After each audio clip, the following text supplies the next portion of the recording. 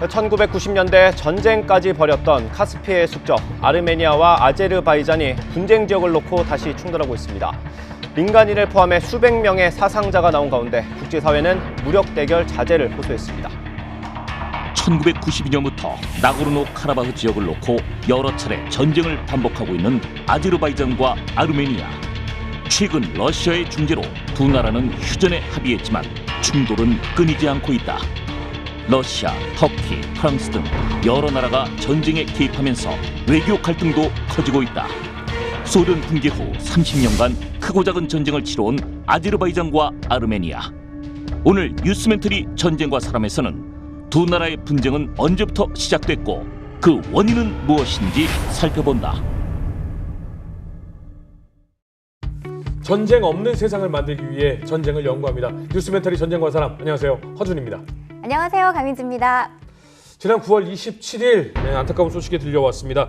나고르노 카라바흐에서 아제르바이잔 그리고 아르메니아의 무력 충돌이 일어났습니다. 이 충돌로 군인은 물론이고 민간인 사상자까지 발생을 해서 전 세계가 안타까운 눈으로 지켜보고 있습니다.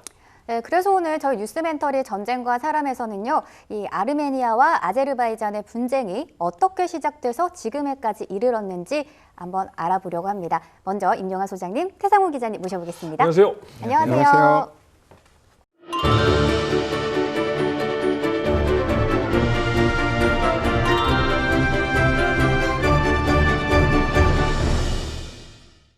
네, 아제르바이잔과 아르메니아. 두 국가의 분쟁이 끝날 듯 하면서도 또 다시 불씨가 살아나고 있습니다. 먼저 이 두 나라 어떤 나라들인가요? 예, 일단 아르메니아는 이 유럽과 아시아 그리고 러시아와 중동 이 교차점에 위치한 이 내륙 국가입니다. 그리고 크기도 그렇게 크지 않아요. 아제르바이잔은 카스피해 서부 연안 쪽에 접해 있는 나라로 위로는 러시아, 아래는 이란, 그리고 아르메니아와 접경한 나라죠. 그래서 이 두 나라 그리고 조지아를 합쳐서 흔히들 트랜스 코카서스 혹은 남캅카스라고 합니다.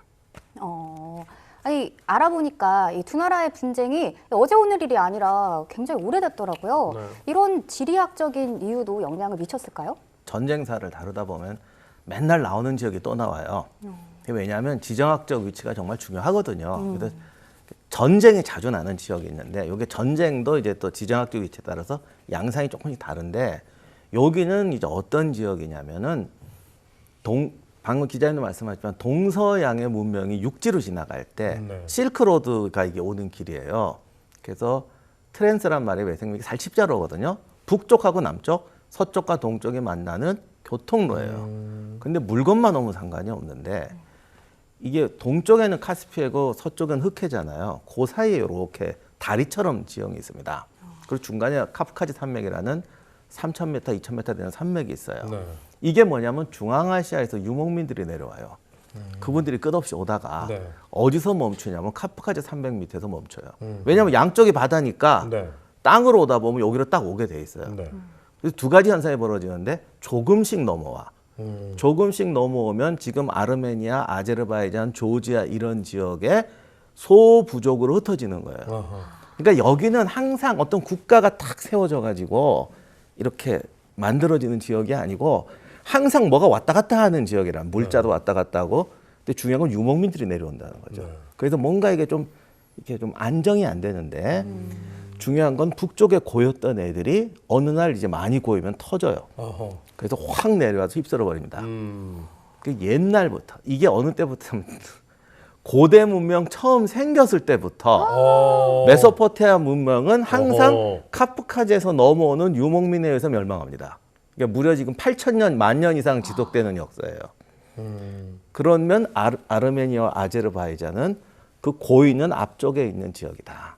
그러다 보니까 자연히 이 남쪽에 생기는 제국, 메소포타미아나 아시리아 뭐 그 뒤로 뭐 이슬람 애들은 여기를 어떻게든지 좀 전초 방어지니까 잡아야 되고 저쪽에서는 들어오고 게다가 이게 또 동서무용로예요. 이란으로 넘어가는. 그러니까 항상 여기가 뭔가가 좀 이렇게 유동적이고 거기 사는 사람들은 이리 맞고 저리 맞고 그럼 사람들이 세지잖아요. 그렇죠. 그렇죠.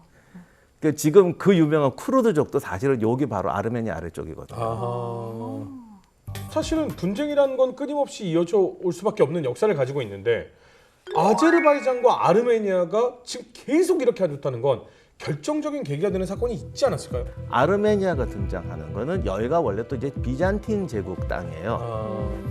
그러다 보니까 네. 아르메니아 지금 기독교 지역이 됐는데 1064년에 이제 우리가 들었던 셀주크 투르크 네. 이 사람들이 동쪽에서 또 와서 네. 이 지역을 점거하게 됩니다. 그때 셀주크 투르크가 들어오면서 똑같은 코스로 들어오면서 아나톨리아 지금의 소아시아 전체를 지배하려고 터키 네. 지대를 점령하려고 그러죠. 그러니까 먼저 아르메니아를 쳐야 되잖아요. 그래서 아르메니아를 쳐서 수도를 함락시키고 네. 이때 이게 유목민들 들어오고 하니까 여긴 또 문제가 뭐냐면 맨날 유목민들이 내려오니까 종교 다르고 종족 다르고 그리고 유목민들은 왔다 하면 곱게 안 끝나잖아요. 옛날 전쟁이라는 게 원래 다 학살을 수반하지만 학살을 특히 유목민들이 내려오면 꼭 한 번씩 뭔 일을 저질러요. 수도에서 5만을 학살했다고. 11세기에 5만이면 지금은 50만을 죽인 게 넘을 거예요. 수도 하나를 거의 뭐 폭파시켰네요. 그렇죠. 이렇게 특히 이제 수도 잘 사는 도시가 이제 보통 네. 이렇게 되죠. 거리에 뭐 시신이 깔렸다고 할 정도로 학살을 한번 했는데 제가 이 말씀드리는 거는 셀주크 투르크 학살했다는 게 아니라 이 지역이 이렇게 한번 터질 때마다 학살극이 벌어진다는 거예요. 근데 이런 학살극이 벌어지는 가장 큰 이유는 아무래도 종교가 덧붙여지면서 그 갈등이 더 심화된 건가요? 꼭 종교라기보다는 네네. 옛날부터 이게 유목민족들이 들어오고 어떤 안정된 국가가 없다 보니까 외지인이 와서 털고 외지인이 털고 이런 구조가 되는 거죠. 하여간 그래서 이제 아르메니아가 셀주크 투르크에게 정복을 당합니다. 네. 그러니까 비잔틴 제국에서는 큰일 난 거예요. 왜냐하면 이 지역을 빼앗기면 소위 말하는 곡물 창고가 없어지고 농민이 없어져요. 단순히 기독교의 뭐 패배가 아니네요. 네, 그렇죠. 그러니까 비잔틴 제국 입장에서는 여기를 잃어버리면 곡물과 징병 인력이 없어져요. 난리가 났죠. 그래서 1071년에 비잔틴 제국의 군주였던 로마누스 4세가 대군을 이끌고 이제 이 지역을 탈환하러 갑니다. 왜냐하면 여기를 뺏기면 비잔틴 제국은 존재할 수가 없어요. 네네. 여기서 이제 로마누스 4세가 대패를 하고 이게 왜 결정적인 사건이냐면 다시는 이 지역의 기독교가 끝나버려요. 이제부터는 이슬람 세력이 지배하는 땅이 돼버리죠. 이건 좀 딴 얘기지만 십자군 전쟁이 네. 여기를 빼앗기니까 비잔틴이 이제 재기가 불가능하니까 도와주세요 해서 터지는 게 십자군 전쟁이에요. 그만큼 중요한 지역이에요. 네네. 여기를 이제 이슬람 세력이 지배하게 되는 거죠. 그런데 아르메니아는 기독교 지역인데 이슬람 제국에서 기독교 제국으로 이제 지역으로 남아 있게 되는 겁니다. 아르메니아는 원래는 그 부족이었는데 거기에서 비잔틴이 기독교 문화권을 잡았다가 유목민과 더불어서 이슬람 지역에게 완전히 넘어가게 된 게 이 계기였던 거죠. 그렇죠. 그러나 아르메니아는 기독교 지역으로는 여전히 남아요. 그러니까 자기들은. 후에 오스만 제국이 그런 비잔틴 제국을 정복하잖아요. 후로는 이 오스만 제국 시대에 그 기독교 지역을 어떻게 받아들였나요? 요게 이제 많은 분들이 착각하는 건데 우리가 지금 흔히 아는 이슬람 국가라면 되게 이게 좀 세잖아요. 근데 같은 이슬람이라도 오스만하고 이 중동 지역의 이 네. 지금 이슬람 팀하고 또 달라요. 오스만이 약간 유하죠. 예, 약간 유해요. 오스만은 이게 워낙 방대한 제국이다 보니까 사실은 그때 그리스, 불가리아까지 다 오스만이 되거든요. 그러니까 지역적으로는 남유럽 그리고 기독교 문명권들 그리스, 불가리아 그러니까 아르메니아만 있는 게 아니고 그 북쪽 지역엔 다 기독교 문명권이에요. 그리고 이제 저기 이제 사막으로 가면 메카 있고 여긴 또 그야말로 이슬람의 발상지고 자기들은 중간에 있거든요. 이런 체제다 보니까 종교를 어느 정도 인정을 합니다. 그래서 어떤 지역의 종교를 인정을 해요. 그리고 이게 흔히 말하는 제국이죠. 그러니까 오스만은 국가가 아니라 제국이에요. 그러니까 제국의 가장 기본 원칙이 뭐야? 각자의 그 개성을 인정하되 얘들을 어떻게 서로 싸움질 시키면서 버틴다가 제국이잖아요. 그래서 여기도 이제 한 두 가지 방식을 쓰는데 요거는 꼭 아르메니아만 썼던 건 아닌데 그 어린이 공납제라는 게 있어요. 어린이를 공납해요?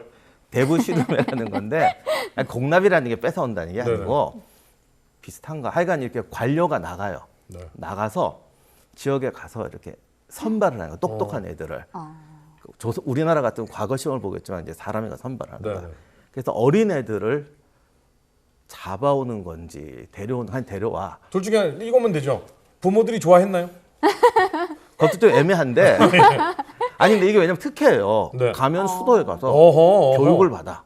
좋아할 수 있겠네요. 좋아요. 그래서 교육 받아가지고 애가 똑똑하면 관료로 써요. 오. 그래서 재상되고 이런 사람도 있어요. 근데 초기에는 아르메니아 기독교 라인들이 재상이 많이 됐어요. 오. 그래서 또 이게 유럽에서는 봐라. 오스만은 기독교가 먹여 살렸다. 또 이렇게 주장을 해요. 숟가락을 쓱 넣네.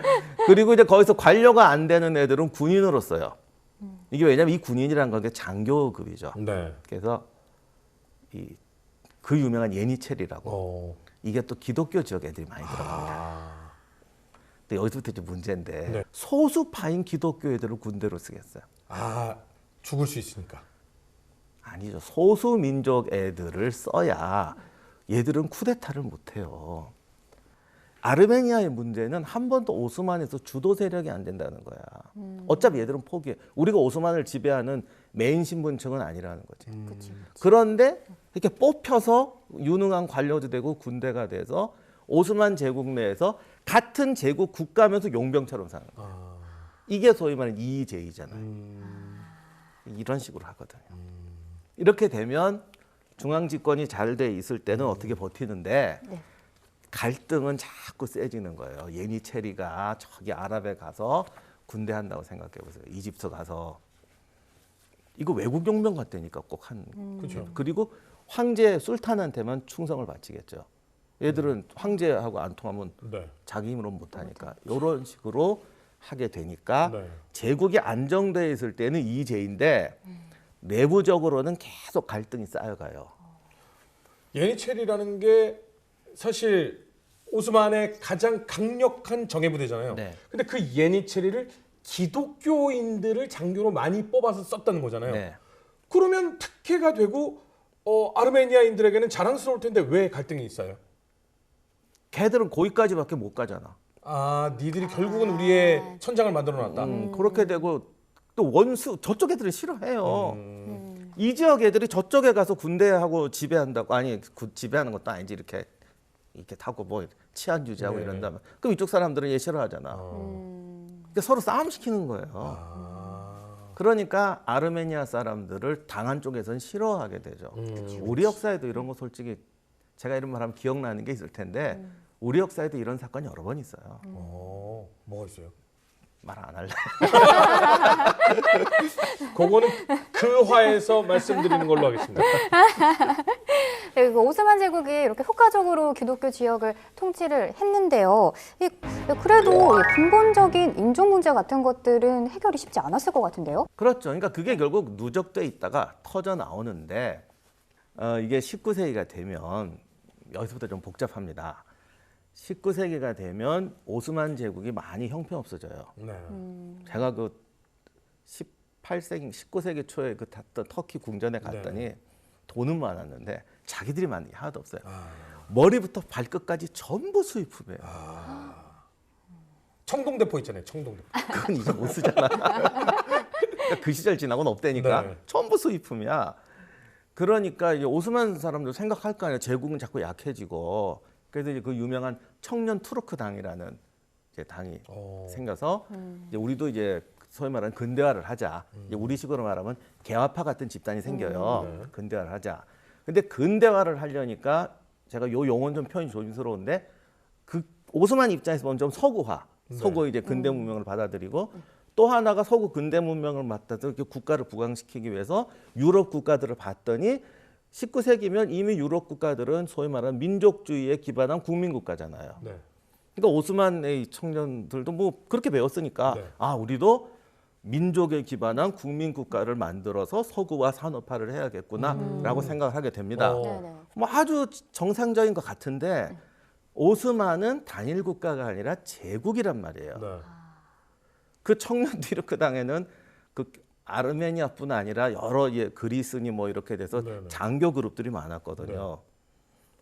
처음엔 같이 했어요. 야, 이게 민족주의 석과 하다가 보니까 아르메니아나 그리스나 저기 이슬람 이런 사람들의 민족주의는 뭐야? 자기 지역이 독립하는 거야. 그렇죠. 독립하는 거야. 네.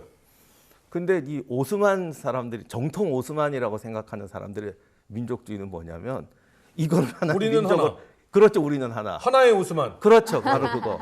그러니까 또 거꾸로 어떻게 가냐면 그 전까지 오스만 체제에서는 지역의 종교나 이런 걸 용납을 해줬어요. 네. 네네네. 아니야. 이제는 우리가 생각해보니까 어. 이것 때문에 안 된다. 우리는 이제 국가가 먼저야. 어. 그러면 지역에서도요. 예를 들면 저기 이제 아랍 지역 같은 경우는 거기는 코란으로 학교에서 가르쳐요. 네. 한글 아니고 한글이래. 뭐 글 이런 걸 다 코란으로 배워. 아. 그러니까 이쪽 터키 투르크 쪽에서는 그러지 마. 어. 터키어가 먼저지. 니들 왜 이런 식으로 가니까 아.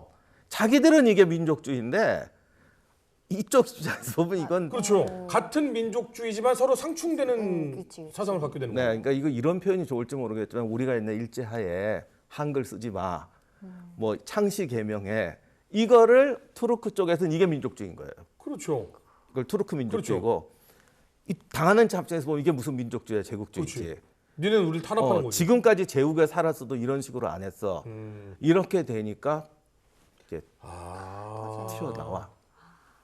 서구의 좋은 문물이라고 받아들였는데 그게 결과적으로는 제국에는 합당하지 않는 맞지 않는 방법이었고 이게 불씨를 터뜨리게 되는 이게 청년 트루크당이 세질 때만 해도 다 같이 했거든요. 왜냐면 네네. 군부 그 사관학교 이런데 특히 아르메니아 쪽 애들이 많이 들어와 있었어요. 그러니까 처음엔 같이 했다고. 근데 이렇게 되니까 이제 막 떨어져 나가면서 그 중에서 처음에는 이제 북쪽에 있는 유럽에 가까운 지역의 애들이 먼저 터져요. 아무래도 가까우니까 우리 자유주의. 우리가 유럽에 붙을래. 네. 그럼 그리스 독립 전쟁하고 뭐 하고 하면서 그리스 독립하고 불가리아 독립하고 이렇게 떨어져 나가는 거예요.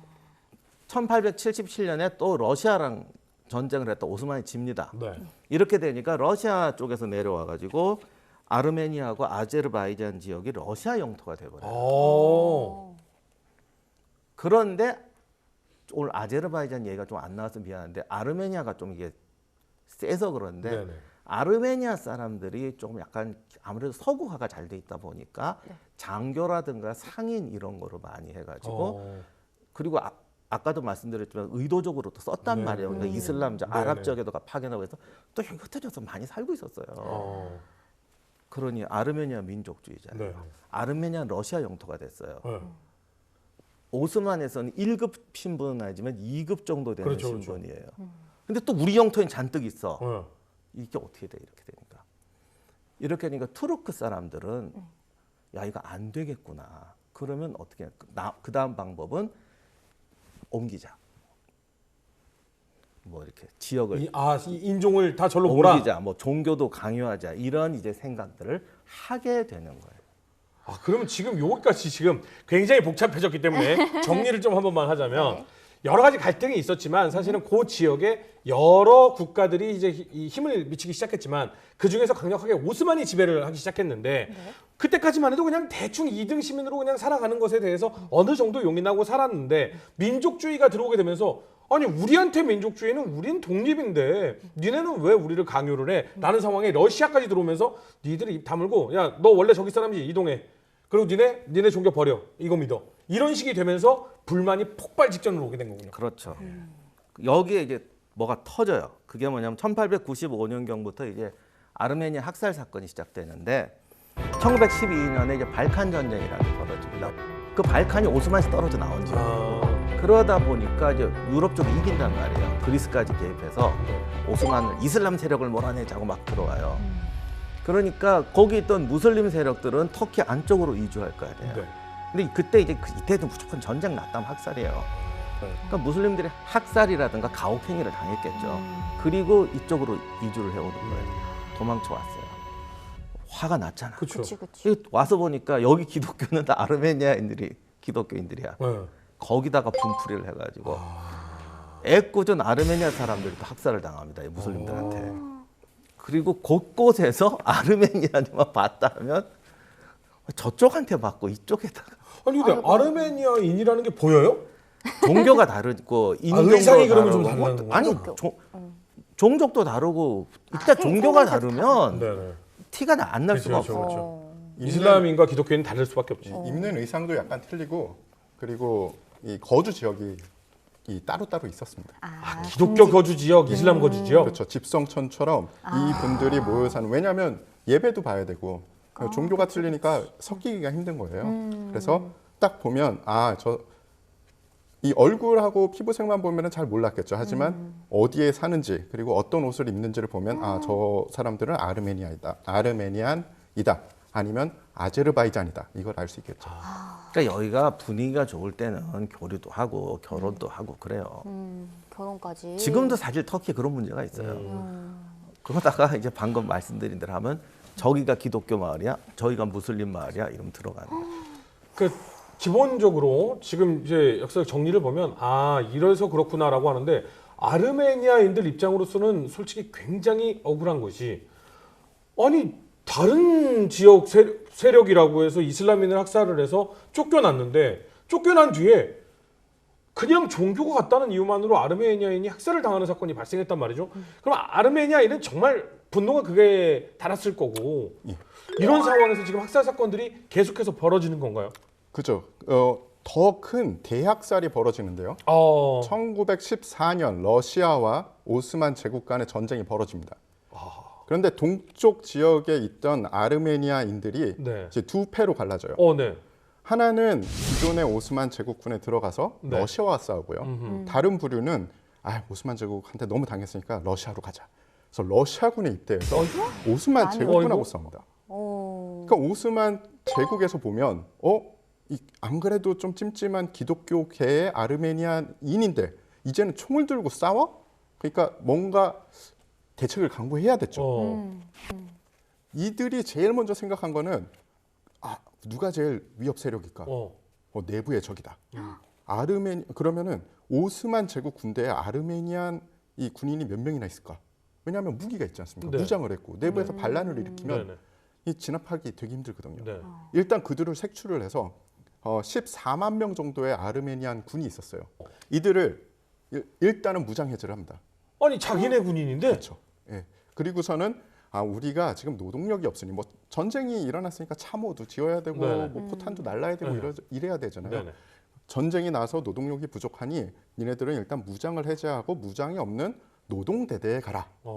그래서 명령을 내리죠. 그래서 따라요 또 그거. 군인이니까 당연히 따르겠죠. 그렇죠. 네.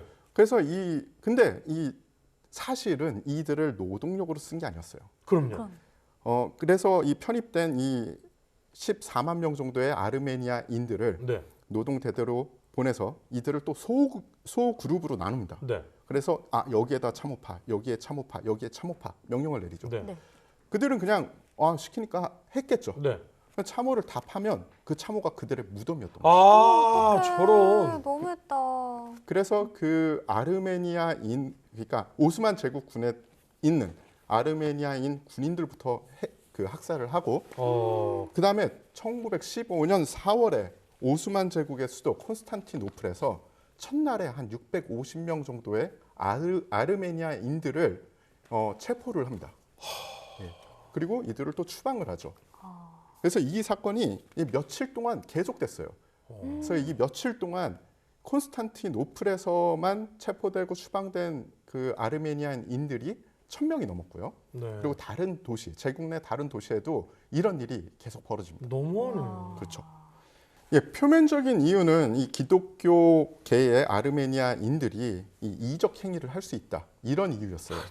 네. 그래서 그냥 그러고 끝나는 게 아니라 그러면 아르메니아인들 집성촌에 있는 이 사람들을 다른 곳으로 이주를 시켜야겠다. 라는 생각을 하게 됩니다. 네. 근데 그냥 이주가 아니었어요. 이거는 표면적인 이유였고요. 네. 죽이려고 했을 것 같은데? 그렇죠. 그래서 그때 당시에는 이 숫자는 약간 기록마다 약간 틀리긴 하는데 거의 한 200만 명의 이 아르메니아인이 오스만 제국에 살고 있었다고 합니다. 근데 이 오스만 제국에서는 이들의 숫자를 10%로 줄이자. 그러니까 한 20만 명을 제외하면 나머지들을 다 강제 이주를 시키자라고 이 계획을 세웠어요. 근데 이 나중에 또 나오지만 강제 이주의 끝은 그냥 이주가 아니었습니다. 죽음이죠. 뭐예요?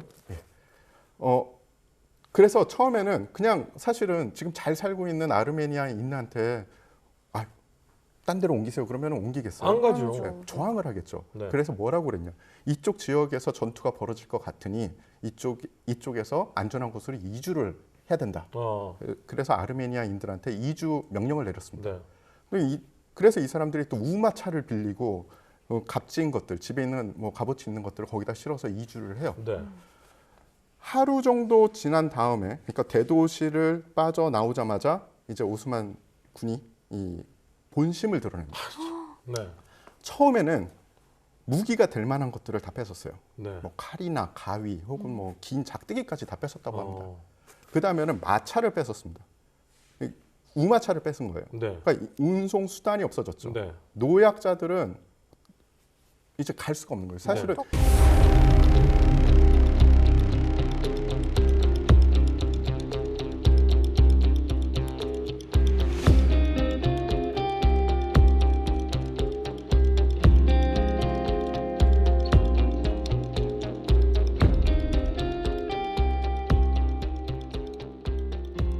사실은 어떡해. 이들을 시리아 사막으로 이주를 시키려고 했거든요. 네. 글로 가는 길이 그렇게 쉬운 길도 아니고 편한 네. 길도 아닙니다. 그래서 뭐 지쳐서 못 가는 노약자들을 다 총칼로 위협해서 가다 보니 길에 이제 죽는 사람들이 많이 생긴 거예요. 그러겠죠. 많은 수가 이미 이동을 하면서 강제 이주를 하면서 죽었는데 네. 결국은 이 산악 캠프에 도착은 하긴 했어요. 네. 도착을 해서 다시 이들을 남성 그룹과 여성 그룹으로 나눕니다. 네. 진짜 비극은 이제부터 시작이 되는데요. 남성 그룹을 기다리고 있었던 것은 이 도살자 부대라고 이름 붙여진 사실은 학살자들이었어요. 이들은 도끼로 이 남성들은 다 학살을 했습니다. 그리고 여성들은 성폭행을 하고 그리고 살해를 했어요. 이 군인들은 오스만 제국 군에 소속이 되지 않았어요. 왜냐하면 직접적인 명령을 이 청년 투르크당에서 받은 거예요. 그렇구나. 그래서 그냥 준 군사 집단인 거죠. 아까 박사님께서 말씀하신 민족주의가 들어오면서 청년 투르크당에 각자 생각하는 의견, 바가 다르니까 유럽 쪽은 유럽 쪽으로 빠지고 아르메니아는 아르메니아로 빠지고 그다음 터키나 오스만의 본국의 사람들은 그쪽으로 빠지고 이 민족주의 원리 세력이 결국은 명령을 내려서 자행되게 된 어떤 학살이네요. 그러니까 이거는 근본적으로 보면은 제국 체제가 가진 약점이에요. 그리고 사실 민도가 낮다라고 해야 될까. 아무튼 좀 우리가 알고 있는 참 전쟁에서 어떻게든지 이게 좀 인권을 보장해야 된다 이런 생각하게 된 지는 정말 얼마 안 됐어요. 그러니까 옛날에도 그런 생각했는데 막상 전쟁터 가면 야 이거 뭐 바쁜데 뭐 이런 식으로 했었죠. 근데 이게 또 문제가 지금 너무 아르메니아 편을 든다고 할 수도 있는데 아르메니아 사람들이 군인으로 많이 뽑혀 나갔잖아요. 그럼 얘들이 어디로 가요? 저기 저 아랍 같은 데 가요. 거기 가면 또 똑같이 해요. 그러니까 이게 같은 나라 제국이지만은 이쪽 지역하고 이쪽 지역이 다르니까 항상 이렇게 섞어서 이쪽 군대가 여기 와서 군대하고 이쪽 애들이 여기 가서 군대한다고. 그러니까 조금만 사건이 터지면 이건 그냥 바로 가혹행위로 가는 거예요. 왜냐하면 동족이라는 개념이 없어요. 없으니까. 근데 어떻게 보면 같은 제국이라고 생각하다가 갑자기 이런 일을 당하니까 이제 분노가 치솟고 독립해야겠다 이런 말이 생기죠. 그래서 또 아랍 쪽 보면은 또 저 아르메니아나 이쪽 저쪽 애들이 와가지고 방금 기자님이 하신 얘기 똑같이 했다 이러고 또 주장을 하고 그다음에 이제 터키 정부는 지금도 아르메니아 학살을 부인하죠. 아 그래요. 네, 그래서 뭐 바로 증거가 있다. 무슨 증거냐면 뭐 주민들 잘 보살피고 뭐 이렇게 없도록 하고 우리 공문 내렸지 않냐. 근데 그 공문이 가짜나 이게. 그렇죠. 근데 정식 군대가 자행한 것이 아니라 비밀 조직에 의해서 자행된 거잖아요. 네, 그러니까 아르메니아 쪽 사람들은 그때 말씀하신 그 당시 재상쯤 되는 탈리트 파샤인데 걔가 비밀 조직 도살자 부대 같은 비밀 조직을 만들어 가지고 조직적인 학살을 했다고 하는데 공정하게 얘기하자면 지금도 이거는 주장이 합쳐지지 않았어요. 그래서 무슨 논란의 여지가 있군요. 학회 같은 거 하면 네네. 아르메니아 걔는 학살했다, 100만 죽였다. 네. 뭐 터키는 우리는 한 명도 안 죽였다. 뭐 이래고 싸움이 난대요. 학회가 안 될 수준으로. 그래서 아직도 양쪽의 주장은 팽팽하게 맞서고 있는데 당시에 이 공문이 사실은 몇 개가 발견이 됐어요. 그래서 탈라파샤가 지금 우리나라로 치면 국무총리급인데 이 분이 이 알레포에 있는 이 주지사한테 어떤 명령을 보냈냐면은 아르메니아인들을 어디로 이주시켜라. 그렇죠. 딱 요렇게만 나왔어요. 자유분할하라. 공문에는 누굴 죽여라 이런 건 전혀 없는 거예요. 그러니까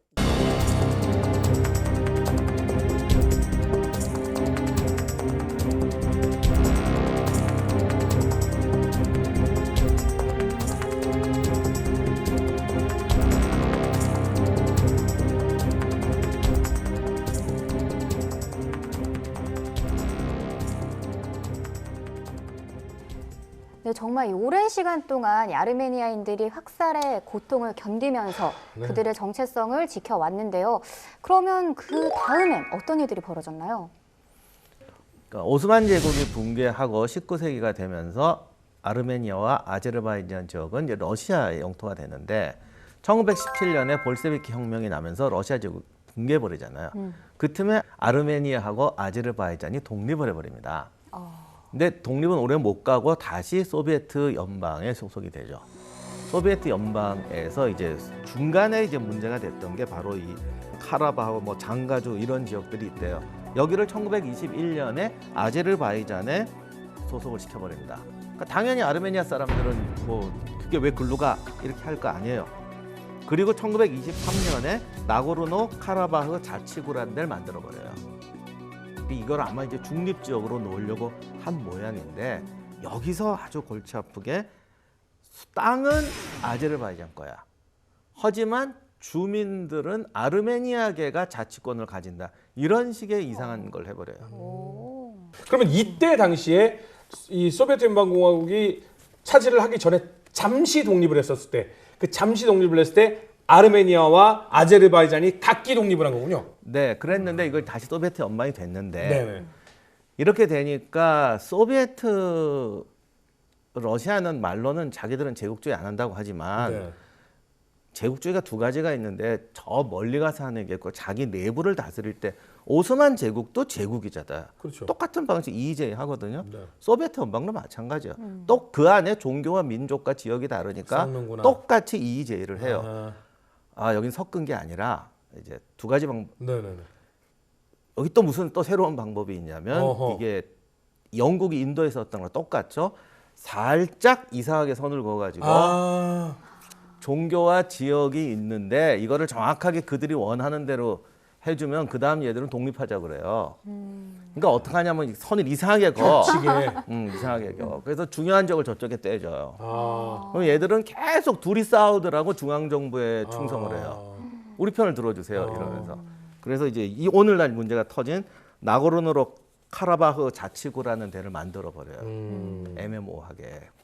아르메니아와 아제르바이잔이 사실은 별다른 문제가 안 생길 수도 있었는데 아르메니아에 정말 그 슬픈 역사, 분노가 쌓여 있는 와중에 소비에트 연방공화국이 그걸 애매하게 나누면서 서로 간에 막 안 좋은 이 감정이 치솟아 올랐고 그것이 터진 것이 지금 현대의 역사가 된 거군요. 그렇죠. 특히 나고르노 카라바흐 지역이라는 데는 원래 아르메니아 계쪽 땅인데 여기 아르메니아가 거듭 말씀드리지만 오스만 제국에서 좀 별난 역할을 수행을 했거든. 네. 예니체리를 생각하시면 돼요. 아하. 그러니까 얘를 좀 눌러야 될 거 아니에요. 네네. 그러니까 똑 떼서 아르제바이잔 쪽에 줘봐요. 아이고야. 그러면 이때부터 이 두 국가 사이의 영토 전쟁. 그건 원래 우리 땅이야. 내놔. 이렇게 생긴 건가요? 그렇다고 보시면 됩니다. 소련에서도 이 아래쪽은 사실은 이슬람 세력이잖아요. 네. 아제르바이잔도 네네. 그렇고 그 아래 이란도 그렇고요. 네. 그들이 힘을 키워서 쭉 올라오거나 아니면 문제를 일으킬 수 있으니까 그 중간에 완충 지역을 만들자 해서 전략적으로 만든 게 나고르노 카라바흐 지역인데요. 원래는 그렇게 많은 아르메니아인들이 거기서 거주를 하지 않았습니다. 네. 근데 이 소련 그리고 그 전에 러시아에서부터 전략적으로 그쪽으로 이동을 많이 시켰어요. 이주를 많이 그리고 시켰어요. 키워줬구나. 처음에는 거기도 사실은 아제르바이잔 행정구역 안에 들어 있었죠. 근데 가만히 봤더니 야 여기 나중에 얘네들 힘 키우면은 문제가 있겠어. 그러니까 그 안에 자기네들끼리 싸울 수 있는 뭔가 요소를 두자. 알바끼를. 그래서 그걸 대마를 심어놨구나. 그렇게 돼서 이 1980년도부터 이 영토 분쟁이 본격적으로 시작이 됐죠. 제가 말씀드린 대마는 마약 대마가 아니라 바둑에서의 대마를 의미하는 겁니다. 심기. 1980년도에 영토 분쟁이 심각한 국면을 맞이했고요. 네. 그리고 소련 붕괴 직전인 1988년 이 나고르노 카라바흐 지역을 둘러싼 이 분쟁이 이 본격적으로 정말 점화가 됩니다. 나고르노 카라바흐 지역이 이 아르메니아와 합병하기 위해서 이제 시위를 또 하기 시작을 해요. 아르메니아인들이 거기 거주하는. 왜요? 힘 키우려고. 당연히 자기네들은 기독교계 아르메니아인들이니까 저쪽에 있는 바로 근접해 있는 아르메니아와 합병을 하는 게 더 낫다고 생각하는 거죠. 우리 분리 독립시켜서 나 아르메니아로 합병시켜줘 이렇게. 그렇죠. 게다가 그 지역이 아르메니아인들이 많이 있었지만 아제르바이잔인이 없었던 건 아니에요. 살려줘 당연히. 그렇죠. 근데 시위가 일어나니까 뭐이 모스크바에서 이 소련 최고 의회에서 해당 지역에 대한 모스크바의 직접 통치를 결정을 합니다. 네. 그렇게 해서라도 이 평화적으로 좀 해결을 하려고 한 거죠. 근데 이게 뜻대로 되지 않았어요. 당연하죠.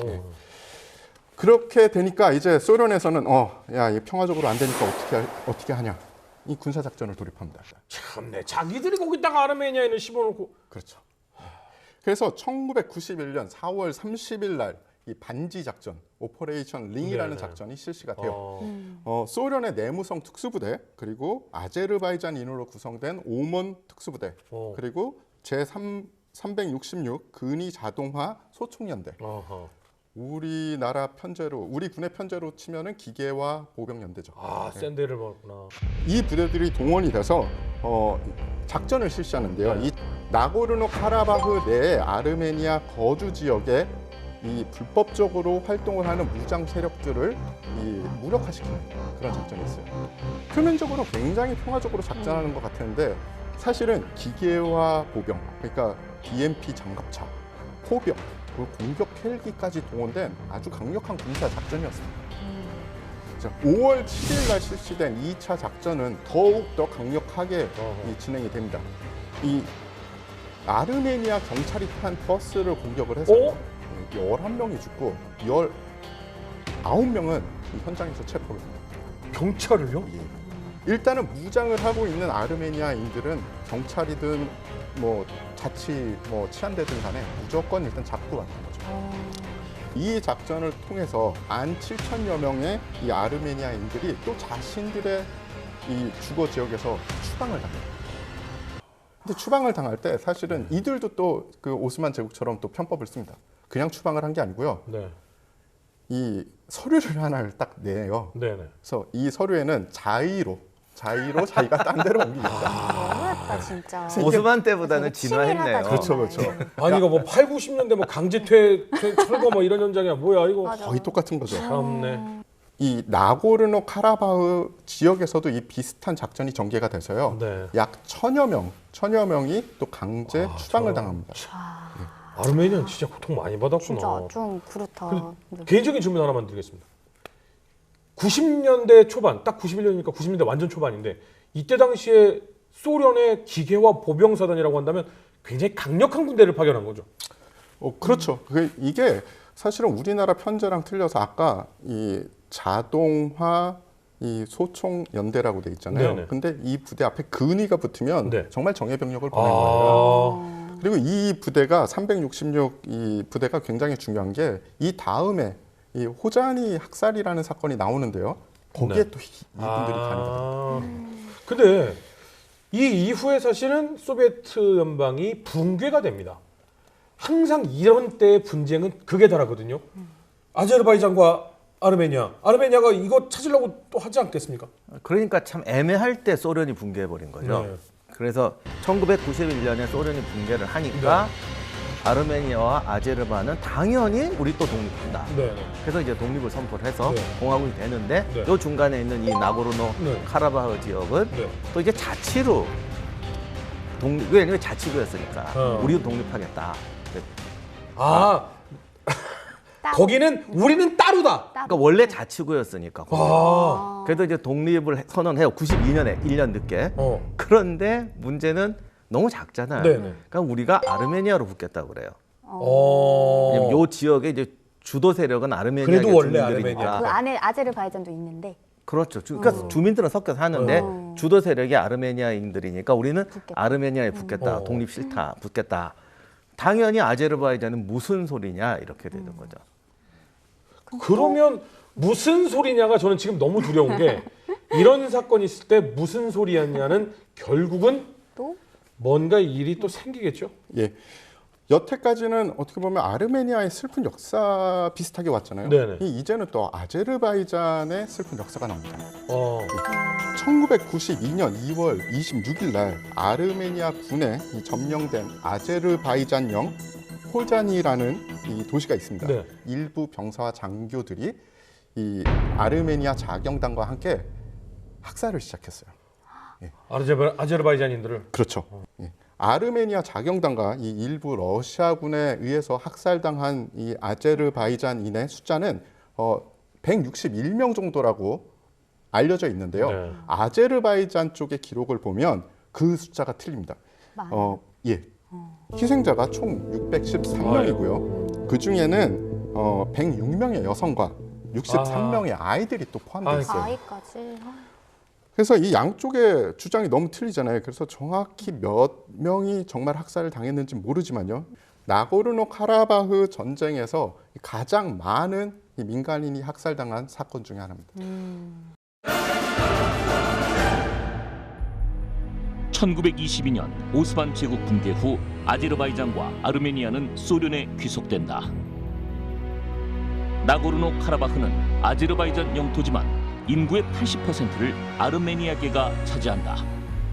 1991년 소련이 붕괴하자 나고르노 카라바흐는 독립공화국을 세운 뒤 아르메니아와 통합을 선포한다. 아제르바이잔은 이를 거부하고 양국은 1992년부터 2년간 전면전을 치른다. 아제르바이잔인들의 분노는 또 극에 달했을 거고. 그러면 이게 국가 간의 분쟁으로 발생을 하기 직전 아니겠습니까? 전쟁이 나기 직전? 그럼 이제 수뇌부들이 뭔가를 해야 되는 거 아닙니까? 이러면? 네, 그래서 1992년 5월에 이제 아제르바이잔과 아르메니아 대통령이 이제 만날 데가 없으니까 이란의 테헤란에서 만나서 거기서 이제 테헤란 협정이라고 협약을 맺어요. 네. 이제 그만 싸우자. 그런데 바로 다음 날에 아르메니아군이 아제르바이잔군을 또 공격을 합니다. 아니 협정을 맺었는데 다음날 공격을 했다고요? 예, 그 사건에 대해서 많은 연구가들이 사실은 이런 의견도 있었어요. 아르메니아 대통령이 협정에 갈 때부터 그냥 이건 속임수, 다음날 공격해야지라고 결정을 하고 갔다라는 그런 의견도 있는데 사실은 그거보다는 많은 연구가들이 이야기하는 것은 그리고 주장하는 것은 이 아르메니아 대통령이 군대를 완전히 장악하지 못했다. 혹은 제3의 세력이 있었다라는 의견이 거의 지배적입니다. 양측은 사실은 이 평화적으로 해결하려고 많은 노력을 했어요. 하지만 이런 노력이 번번이 실패를 했습니다.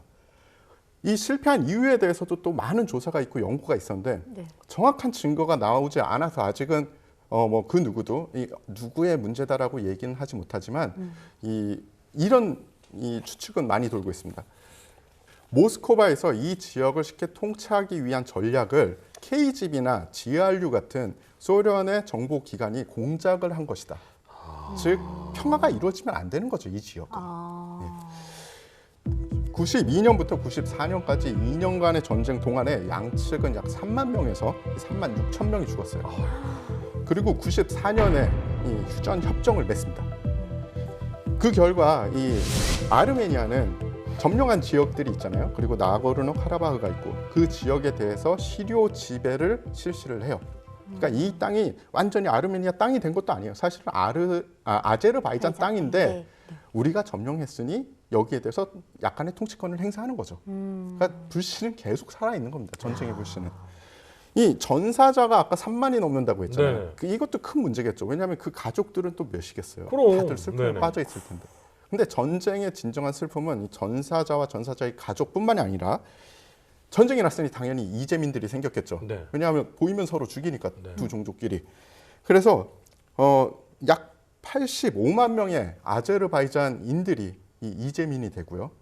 그리고 40만 명의 이 아르메니아인들이 또 이재민이 됩니다. 이 숫자도 기록마다 약간 틀려요. 그런데 둘을 합쳐보면 대강 100만이 나옵니다. 그렇죠. 예, 100만의 이재민이 생겼다는 거는 어마어마한 일이죠. 나고르노 카라바흐 지역은 이 아까 박사님이 말씀하신 대로 아르차흐 공화국이라고 이 독립을 선언을 하긴 했습니다. 네. 근데 아르메니아를 제외하고는 그 누구도 인정을 안 하고 있어요. 또 인정을 해도 그 내부로가 통치가 그렇죠, 안 안 될 걸. 되겠죠. 이게 이렇게 되면 한 3대는 가야 화해가 돼요. 그러니까요. 지금 이 상황이 반복. 그 오래전부터 반복됐던 역사가 결국은 어느 한 국가를 굉장히 피폐하게 만들었고 맞아요. 그들의 분노가 또 다른 국가를 연쇄적으로 늪에 빠뜨렸고 이게 해결되지 않은 상황이니까 다시 터질 수밖에 없지 않습니까? 예. 그래서 2016년에 제2차 전쟁이 또 벌어집니다. 아이고. 근데 또 2차 전쟁이 벌어지기 전에 또 안 싸웠느냐? 아니요. 계속 툭탁거리고 싸웠어요. 계속 뭐 포격하고 서로 막 교전하고 네. 그런 일이 벌어졌습니다. 근데 본격적인 전쟁은 2016년에 벌어졌는데요. 아르메니아의 지원을 받는 아르차흐 방위군과 이 아르메니아 군이 아제르바이잔 민간 구역에 포격을 했다. 아이고. 그리고 이 포격을 받았기 때문에 아제르바이잔은 반격을 해서 그 위협을 제거해야 된다 이러면서 전쟁이 벌어집니다. 예. 그런데 그러면 정확한 증거를 내야 되지 않습니까? 네. 아제르바이잔은 이들이 포격을 했다는 정확한 증거를 또 제시하지 못해요. 오잉? 그러면서 이건 또 다른 늪이 돼버리는 겁니다. 누가 먼저 시작했는지 이 1차, 2차 그리고 이 지금의 3차까지 와도 누가 도대체 먼저 시작했는지 몰라요. 왜냐하면 양쪽의 주장이 다 틀립니다. 다른. 4월 1일 밤 아제르바이잔 군은 카라바흐 접경 지역에 포격 및 지상 공격을 실시하고요. 이 공격은 그 다음 날까지 이어집니다. 아제르바이잔 군이 이 몇몇 주요 요충지를 점령을 하게 돼요. 이번에는 좀 1차 전쟁하고는 양상이 틀린 거죠. 아제르바이잔이 더 세게 그리고 더 효과적으로 전쟁을 진행을 한 겁니다. 네. 그래서 2차 전쟁에서는 이 양측 모두 또 이 심리전을 시작을 합니다. 그러니까 뭐 지금 이제 2000년도가 들어왔으니 네. 뭐 인터넷이니 이런 데가 많잖아요. 네, 그러니까 네. 서로 우리가 잘했다. 우리가 지금 이 전쟁을 하는 이유는 이거다. 이런 식으로 계속 심리전을 이용을 하는 거죠. 네. 그리고 다른 쪽은 그 심리전을 깨려고 하는 거고요. 여기서 이스라엘의 무인 드론 공격기인 이 하롭이 이 코카서스 지역에서 첫 번째로 실전했습니다. 아니 이스라엘 드론이 왜 갑자기 들어와요 여기? 그 이유에 대해서 조금 이따가 설명을 네네네네. 해드릴 텐데요. 그래서 첫 번째로 쓰이고 이 사상자가 생겨요. 네. 아제르바이잔은 1차 이 전쟁에서 사실상 패전을 했잖아요. 네네. 이 패전한 다음에 형제 국가인 터키와 이 이스라엘의 도움을 많이 받았어요. 그리고 그들한테 무기만 득한 게 아니라 그리고 무기 암시장을 통해서 또 무기를 엄청난 무기를 땡겼습니다. 그래서 이 무기들과 이 잘 준비된 전술로 2차 전쟁은 자신들에게 유리하게 이끌어갔죠. 그래서 4월 5일 날 양측은 참모 총장들이 저번에는 1차에서는 이란에서 모였잖아요. 이번에는 모스크바에서 모입니다. 네. 그 모스크바에서 모여가지고 휴전 협정을 해요. 네. 다음 날 괜찮습니까? 이게 사인을 했는데 네. 그 이후로도 이 포격과 드론을 이용한 공격이 계속 진행이 됐습니다. 협정이 아무 필요가 없네요. 거의 그쪽 이 나라들은 협정이라는 게 그냥 요식행위 같아요. 니들은 니들끼리 협정해라. 우린 싸울란다. 네, 그래서 이 공격이 그 협정을 했는데도 21일까지 지속이 됩니다. 저 진짜 궁금해서 그러는데요. 아제르바이잔 이슬람 국가라면서요. 그죠. 근데 왜 형제 국가가 이스라엘이에요? 왜 이스라엘 드론이 뛰어다녀요? 아니 설명해 주신다고 하고 형제 왜 안 해요? 국가는 터키고 네. 이스라엘하고는 다른 이유로 협력을 하는 거죠. 예. 그래서 이게 어떻게 보면 국제 정세의 실리인데 네. 이제 일단은 터키부터 풀어나가고 그다음에 이스라엘 말씀을 드릴게요. 네네. 네네네. 예, 터키는 이 시리아에서 모집한 어떻게 보면 용병이죠. 네. 용병 지상 병력을 아제르바이잔에 제공을 하고 이 아제르바이잔은 그 용병을 지상 공격에 쓰고 있고요. 그리고 사실은 아르메니아하고 아제르바이잔이 공군력이 되게 약해요. 그렇겠죠. 그런데 터키 공군이 이 비공식적이긴 하지만 거의 참전국처럼 도와주고 있습니다. 이게 위성 사진에 몇 번 찍혔어요. 근데 사실 뭐 터키는 우리가 참전했다, 우리가 전쟁에 돌입했다 이런 얘기는 전혀 안 합니다. 하지만 이 터키 대통령이 언론에 대고 공공연하게 이 전쟁에서 터키는 우리 형제 국가인 아제르바이잔을 전폭적으로 지원할 것이다 라고 이야기를 하고 있어요. 예. 그리고 이제 궁금하셨던 그래요. 이스라엘이 네. 나왔습니다. 이해가 간다니까. 아니 터키는 아제르바이잔이 형제 국가라고 할 수 있어. 아르메니아가 눈에 가실 수 있어. 이스라엘은요? 이스라엘은 이 아제르바이잔이 세속주의를 채택을 하게 돼요. 네. 그러면서 이 사실은 아제르바이잔의 가장 큰 강점은 바쿠라는 곳에서 어마어마한 이 원유가 생산이 됩니다. 근데 이스라엘은 언제나 이 연료가 필요하잖아요. 특히 군에 사용되는 연료가 필요하거든요. 그래서 어떻게 보면 잘 이해가 만난 거죠. 아제르바이잔은 고도로 발전된 군 기술이 필요했던 거고 이스라엘은 군을 가동시킬 연료가 필요했으니 이 아제르바이잔의 연료를 수입을 해서 이스라엘 군이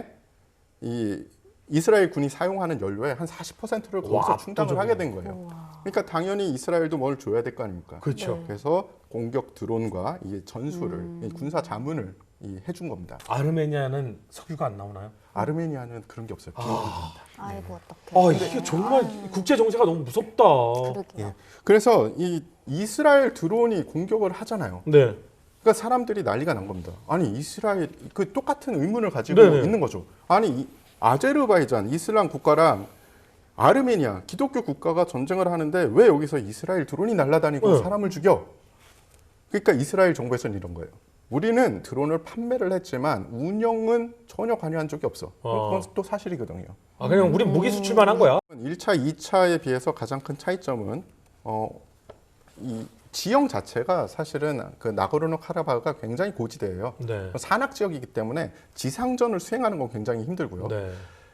제일 좋은 거는 만약에 두 나라 중에 공군력이 센 나라가 있다. 그러면 제공권을 확보하고 계속 폭격을 하면 되는데 그럴 기반이 없잖아요. 네. 그러니까 어떻게 보면 제일 가성비 좋은 무인 공격기를 이용을 하는 거. 이게 어떻게 보면 지금 그리고 너튜브를 통해서 실시간으로 자기한테 유리한 것만 내보내서 이 심리전 그리고 전 세계에 우리가 이렇게 전쟁을 하는 이유는 정당하고 우리가 이런 피해를 봤으며 우리 군이 이렇게 잘 싸우고 있다.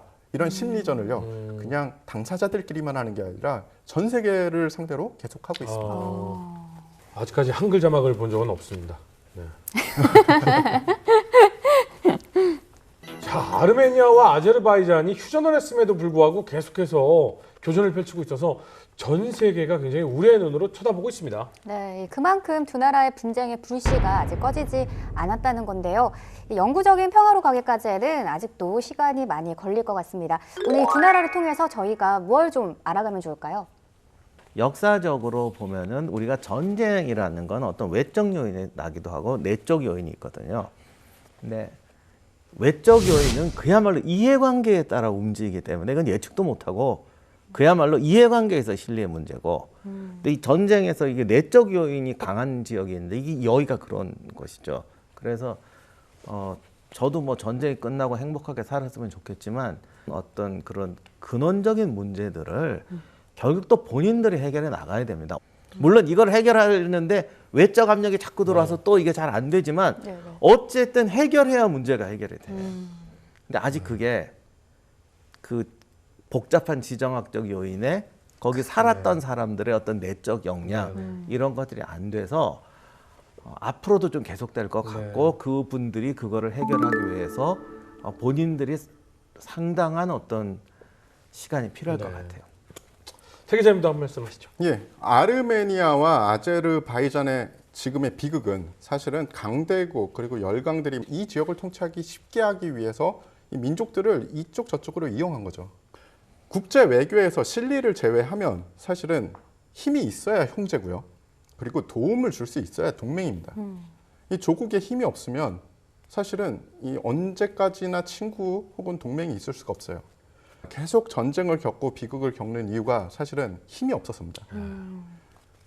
우리나라도 전쟁을 겪었었죠. 네. 그리고 앞으로 전쟁이 없을 거라는 보장은 그 누구도 하지 못합니다. 그렇죠. 그러니까 우리도 비극을 막기 위해선 이 조국에 강력한 힘이 있어야 되는 거죠. 네, 그 어떤 강대국도 자국이 아닌 약소국의 이익을 챙겨주지는 않았습니다. 그리고 지금까지 아르메니아와 아제르바이잔의 국민들은 고통을 겪고 있는데요. 공격하기 위해서가 아니라 지키기 위해서 국력을 키워야 한다는 말이 굉장히 공감되는 시간이었습니다. 네, 그들의 아픔을 어떻게 표현할 수 있겠습니까? 하지만 역사 속에서 정말 많은 분노와 많은 희생의 마지막은 누군가의 결단이 있었기 때문에 인류가 발전하지 않았나 하는 생각이 듭니다. 그들의 휴전이 정말 완전히 해결이 되는 휴전이 되길 바라면서 오늘 시간을 마무리하도록 하겠습니다. 다음 시간에는 더욱더 흥미롭고 재밌는 주제로 돌아오겠습니다. 여러분 감사합니다.